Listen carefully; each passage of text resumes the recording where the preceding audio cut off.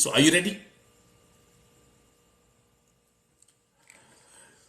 We're going to start the show by introducing the first topic of the day. The man on the screen, his name is Obadiah Nyaga. Now jamaa amekuwa a victim. The first victim reached out to me. Huyu jamaa amekuwa akipromise watu anapeleka watu Canada. Tuanzie hapo. And the first victim reached out to me. And I could not believe what I saw. The first victim that reached out to me, anaitwa Ali Abdi. Ali Abdi Muhammad, who was very positive and optimistic ya kama anapelekwa Canada by Obadiah. I have analyzed all the evidence. And my fellow Kenyans, nataka msikize kwa makini. 1 shilling, 2, 3, 100, 100,000, 200,000, 300,000, 400,000, 500,000. That's $500,000.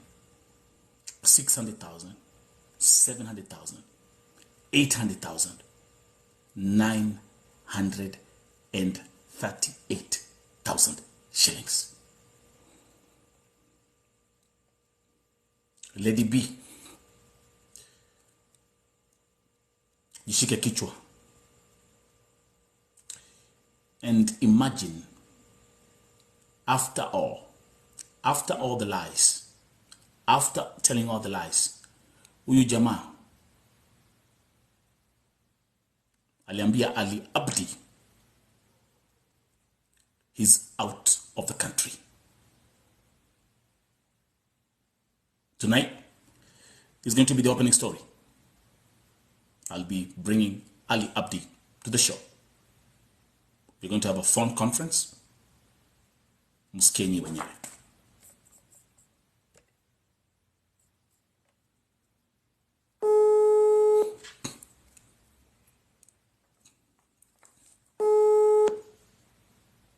Hello. Ali Abdi. Yes, ndugu yangu. Ndugu yangu, karibu kwa Vo TV. Mambo? Poa, niko salama. Ali Abdi, najua kazi mingi, masani machache.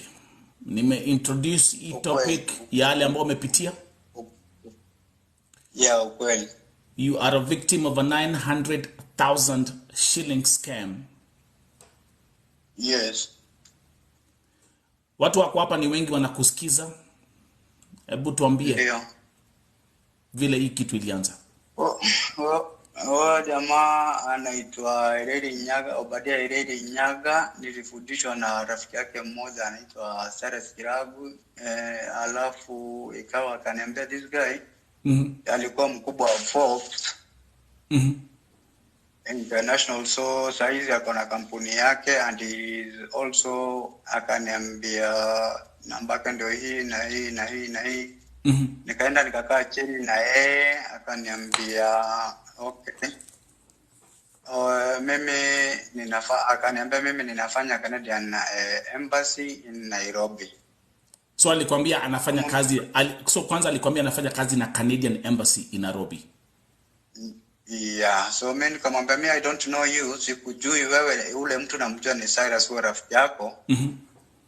So that I trust you because of that guy. And how are you going to wait for me, any assistance, whatever. Akaniambia okay, yeah, applications ni hivi na hivi, ati naenda niki-apply per person 15k application first, nini. Akaniambia processing fee, it will cost you like 15,000, medical fee, it will cost you 5,000. Akaniambia biometric fee, it will cost you 15k. Yes. Work permit will cost you like another 15,000. Aya, nikakaa. Down payment 10,000. So nikakaa hivyo, nikakaa, tukalipa we are 7 people. 7 people. Tuendelee. Yeah. So the 7 of you, so the 7 of you ilikuwa mpelekwe wote Canada. Ndio, alafu ni hizo document yenye nilikuwa nimekutumia, if you remember them. Absolutely. Niko na kila kitu. And I was paying for him through to Equity Bank for ni 247 alafu the account number ikiwa his phone number. Alafu the payments were going to Wonderland. That was the till number, right? Yeah, yes, that was the till number, yes. To all the viewers, as you can see there on the screen, on the background, I've received all the payment confirmations by Ali Abdi. These are how the payments were being made. Yes. Yes. Endelea. Yes. So that tukakaa na yeye tukaanza tarehe 20 something 16 17 June, akanieka July tarehe 28 akiniambia my appointment of the biometric date it is on 28th of July. Ikabounce, ikakuja akanitumia ingine akaniambia everybody then has to pay again another 15k so that then we can proceed for biometric again for fingerprints to the embassy because he said I can't use my own pocket again. Yes. Okay, tukalipa tena hivyo tukakaa kangoja kaeka August tena tarehe ya 29. Yes. And I've seen, and by the way, actually, to all the viewers here, Ali Abdi amentumia every communication, both written and voice notes. Endelea. And then the guy, all of a sudden, then it bounced. July, August, akasema tena ni September 29. All of a sudden, that is the message that I sent for you, 27th, akiniambia that he has gone out of the country. He's jetting to Canada now. He has become a Canadian citizen, and he has relocated there. He has talked to his friend, his colleague who is working to the embassy, Canadian High Commission in Nairobi. Someone will call you and he will finish for your process. That is what he told me, and nobody called me. Jesus. So so there was all these delays, all these pushbacks. Yeah. And then the last thing he told you, hey, listen, I'm jetting out of the country. I've become a Canadian citizen. A Canadian citizen. Yes, that is for the last message that he told me, and he never responded again my message. And he switched off all of a sudden his phone number. Jesus Christ. Mara yako ya mwisho kuongea na Obadiah ilikuwa ni lini? Was on that day? Tarehe 27 last month. Akiniambia, me and my wife, we have to send him like 1,000 Kenya shillings. That he told me that there is something he's doing. He has come back from Canada. So, nikamtumia 2,000 Kenya shillings. And then, all of a sudden, akanitumia that disappointment message. All of a sudden. Jesus Christ. For 2 days. Jesus Christ.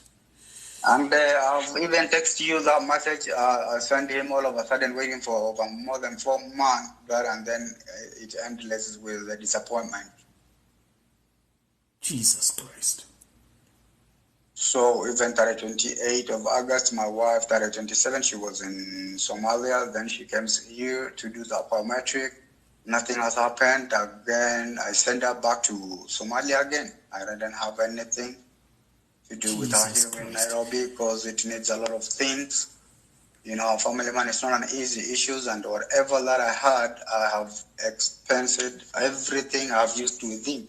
I don't have even a single coin today.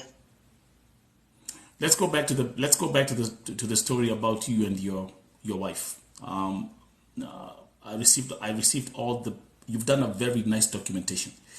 Ali, bibi yako alikwambia atakudivorce because of this. Yeah, and now she's in Somalia. Even she has gone back, and I'm a bit frustrated. But God knows everything. and God be with me. So I don't know what I Wait. So your wife is already back in Somalia? Yeah. Jesus. Allow me to say I also received those communications. Yeah. She was giving you a deadline. She was like, hey, it's either we're gonna be out of the country by this date, or I'm gonna divorce you.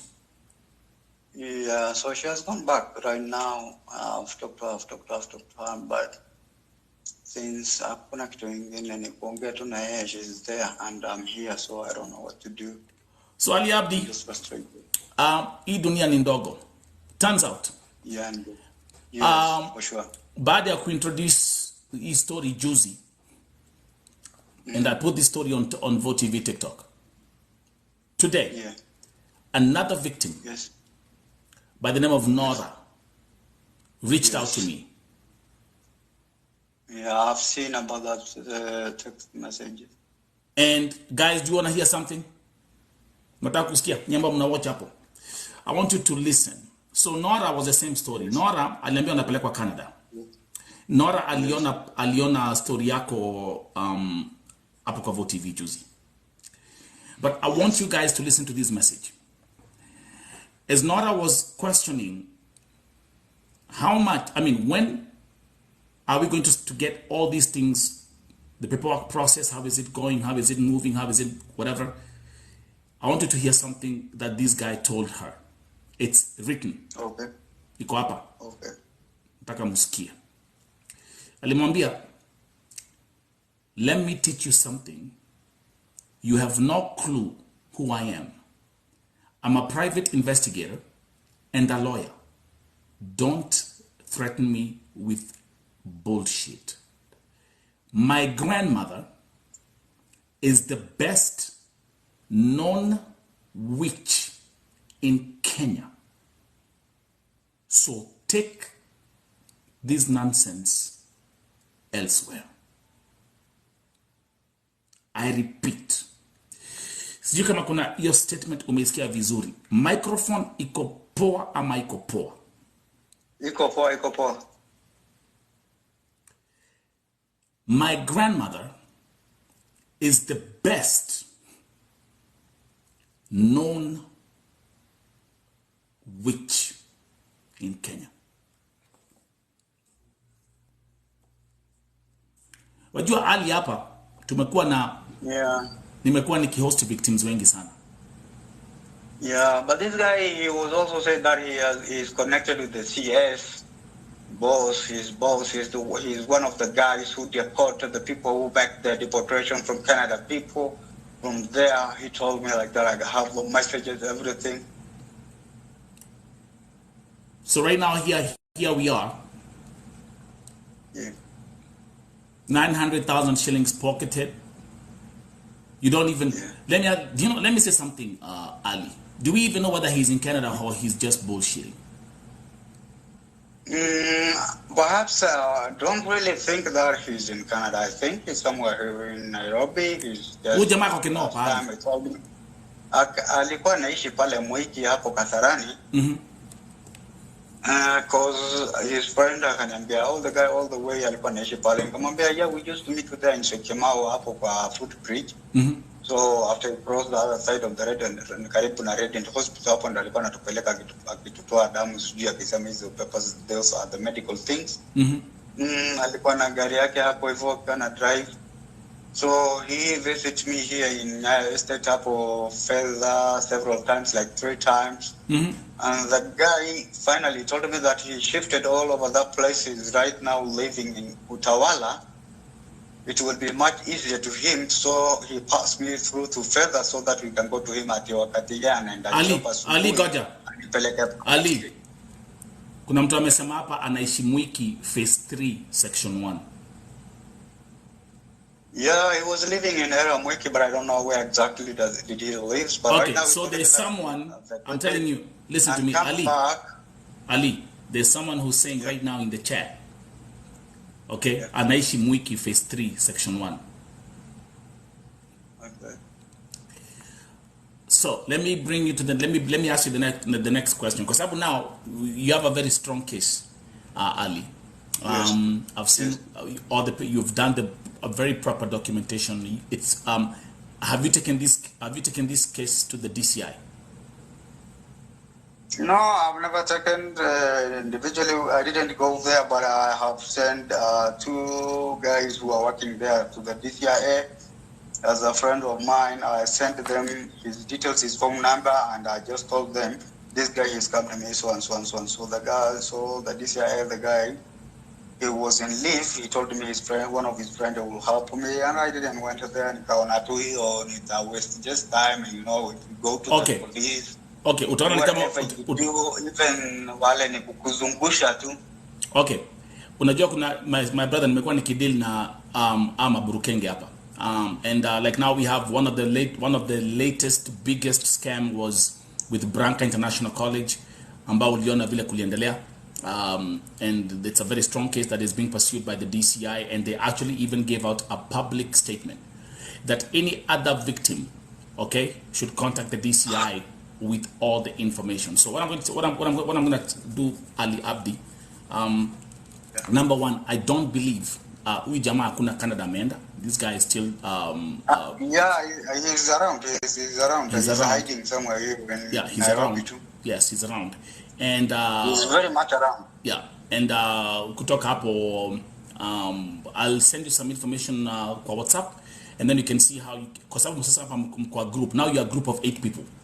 Okay, naturally you see like now Nora, the new victim who reached out to me today, she's also a victim, and she also has akona all the paperwork. Okay, alikuwa ameanza kulipa. That's how the guy does. Okay, unaanza kulipishwa 10,000, then 5,000, then so you're paying this money in stages, and then at one point then you've spent over 500,000 shillings. So with Nora alikuwa ameanza kulipa, so she had paid up to 39,000 shillings. I've seen all the I've seen the confirmation, and so you have a very, very strong case, Ali. Yeah, I can even go to Safaricom and print out all over for the last 6 months M-Pesa payments that I've paid for him. Yes. If I print that one with the Woodland, that one, it will automatically be printed from Safaricom. That is over 630,000 collective. Yeah, collective. It's 938,000 shillings from all 7 victims. Yeah, collective. So we have all the paperwork. Kila kitu ako nayo. Me, I've gone through all the statements. I've seen it with my own eyes. And remember, when I present something here at Vote TV, I present everything with evidence. Again, Vote TV primetime show, the story opening this show tonight, the 900,000 shillings scam by the one and only Obadiah Nyaga. And I'm hosting this is the first victim who came out, who spoke. His name is Ali Abdi Muhammad. And as you can see, this thing is actually destroying families. Unasikia hata bibi yake amerudi Somalia. Ali, there's one thing that you said, umesema hata sahi sina hata ndururu. Talk about it. Kapsa? Yeah. Breaking news. Mercy, the first victim who spoke up against Branca, anasema, I went to DCI kuangalia list ya watu wa Branca. It's 252 people. That's right. And that's why, Mercy, I told you the first day, Branca is going to be the biggest scam story here at Vote TV. And nikasema, it's going to be minimum 60 million. And guess what? The number has gone up to 70 million. Mtu anajua kwamba ana kazi, hakuna contact ako nayo, ana contact za Australia, ana contact za Germany, ana contact za USA, ana contact za kupeleka hatu Canada, and yet Ali Abdi, they are lying to you. Unasikia? Yeah, actually, this, I don't know, even sometimes that I just think mtu kwani alikufanya nini, amekuroga ama ni nini, how did he did all this and how did you put all this?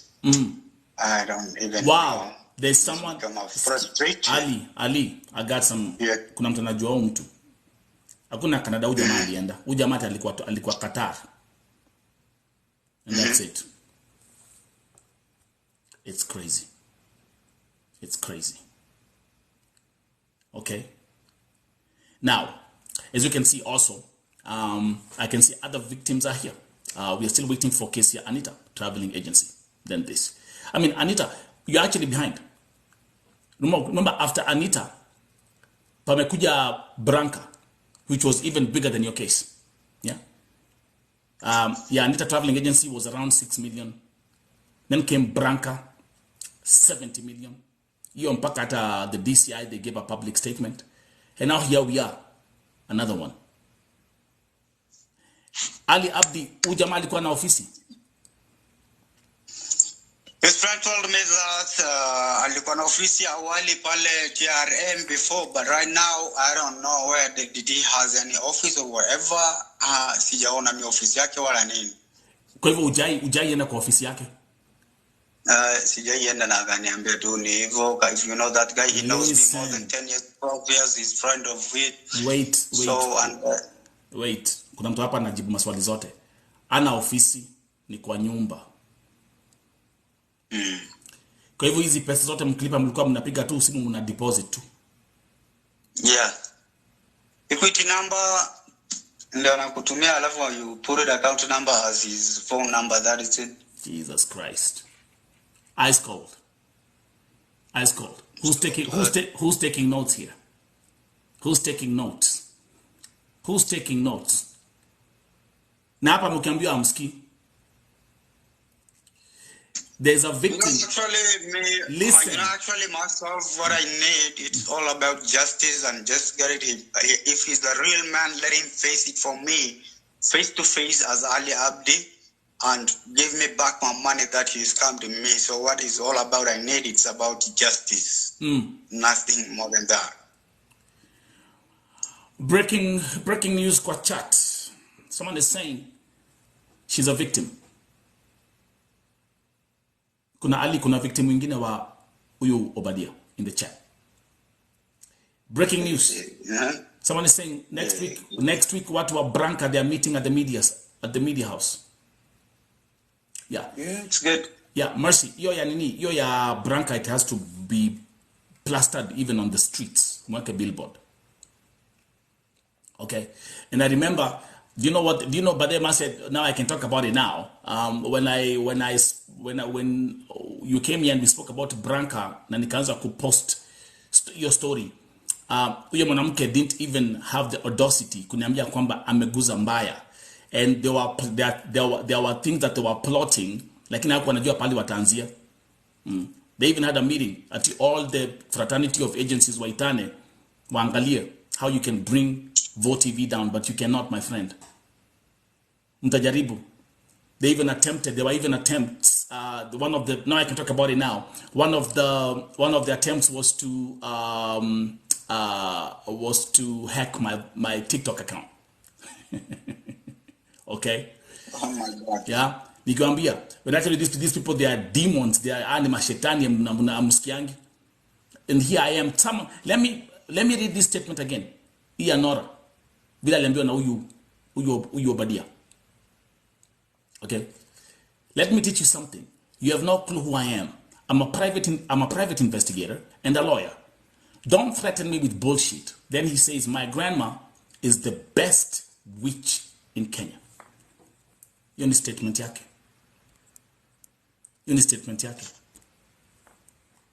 Okay.